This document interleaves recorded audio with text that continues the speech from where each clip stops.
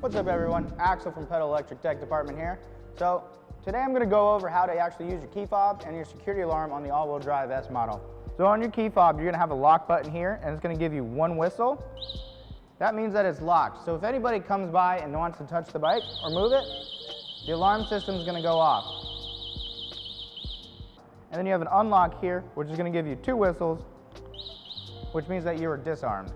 This was a quick tutorial on how to use your key fob and your security system on the all-wheel drive S. If you have any other questions, comments, or concerns, feel free to reach out to us directly with the link below.